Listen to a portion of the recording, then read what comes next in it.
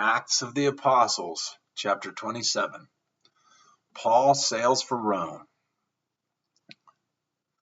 And when it was determined that we should sail into Italy, they delivered Paul and certain other prisoners unto one named Julius, a centurion of Augustus' band. And entering into a ship of Adramyttium, we launched, meaning to sail by the coasts of Asia, one Aristarchus, a Macedonian of Thessalonica, being with us. And the next day we touched at Sidon, and Julius courteously entreated Paul and gave him liberty to go unto his friends to refresh himself.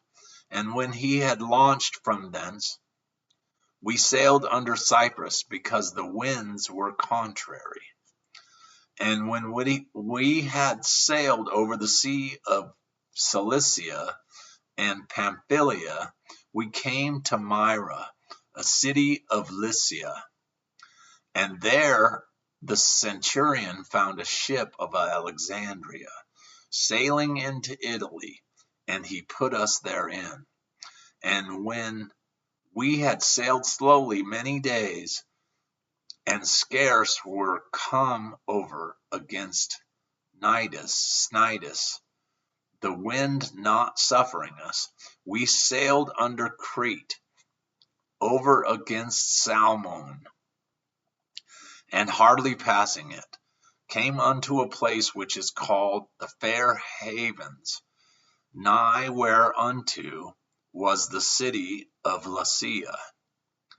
Now, when much time was spent, and when sailing was now dangerous, because the fast was now already past, Paul admonished them, and said unto them, Sirs, I perceive that this voyage will be hurt and much damage, not only of the landing and ship, but also of our lives.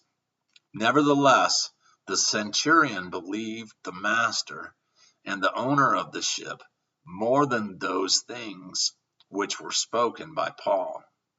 And because the haven was not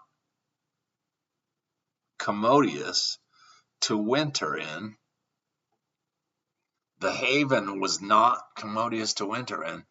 the more part advised to depart thence also, if by any means they might attain to Phenice, and there to winter, which is an haven of Crete, and lieth toward the southwest and northwest.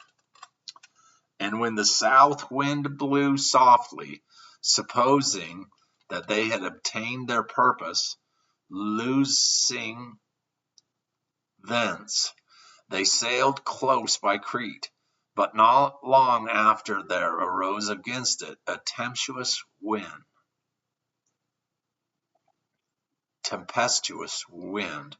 called Euroclydon. And when the ship was caught and could not bear into the wind, we let her drive. And running under a certain island, which is called Clauda, we had much work to come by the boat, which when they had taken up, they used helps undergirding the ship, and fearing lest we should fall into the quicksands, strake sail, and so were driven. And we, being exceedingly tossed with a tempest the next day, they lightened the ship. And the third day we cast out with our own hands the tackling of the ship. And when neither sun nor stars in many days appeared, and no shall tempest lay on us, all hope that we should be saved was then taken away. But after long absence, abstinence, Paul stood forth in the midst of them and said, Sirs, ye should have hearkened unto me, and not have loosed from Crete, and to have gained this harm and loss. And now I exhort you to be of good cheer, for there shall be no loss of any man's life among you, but of the ship. For there stood by me this night the angel of God, whose I am, and whom I serve, saying, Fear not, Paul, thou must be brought before Caesar, and lo, God hath given thee all them that sail with thee. Wherefore, sirs, be of good cheer, for I believe God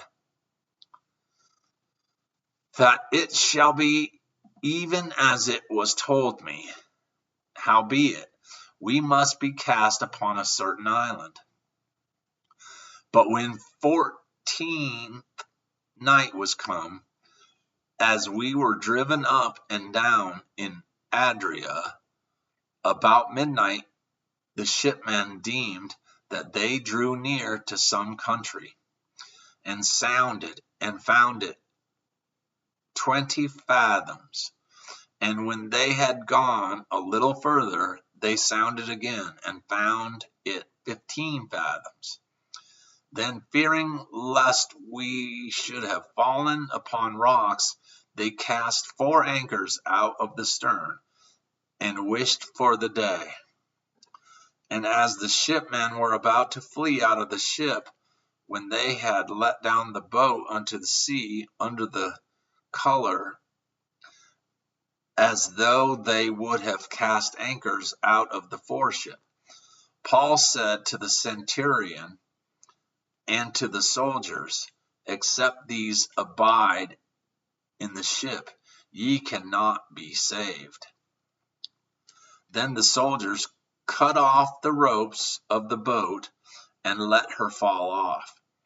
And while the day was coming on, Paul besought them all to take meat, saying, This day is the 14th day. Ye have tarried and continued fasting, having taken nothing. Wherefore I pray you to take some meat, for this is for you, your health. For there shall not an hair fall from your head of any of you. And when he had thus spoken, he took bread and gave thanks to God in presence of them all. And when he had broken it, he began to eat. Then were they all of good cheer, and they also took some meat. And we were in all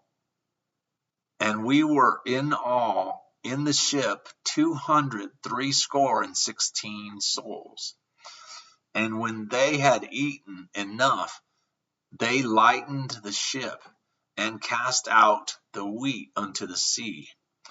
And when it was day, they knew not the land, but they discovered a certain creek with a shore, into the which they were minded, if it were possible, to thrust in the ship.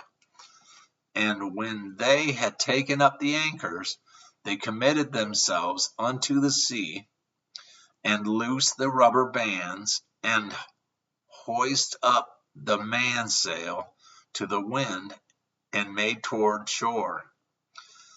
And falling into a place where 2 seas met, they ran the ship aground, and the forepart stuck fast, and remained unmovable, but the hinder part was broken with the violence of the waves.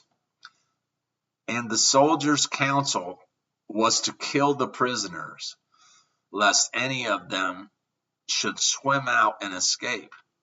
But the centurion, willing to save Paul, kept them from their purpose, and commanded that they which could swim could cast themselves first into the sea and get to land, and the rest, some on boards and some on broken pieces of the ship. And so it came to pass that they escaped all safe to land.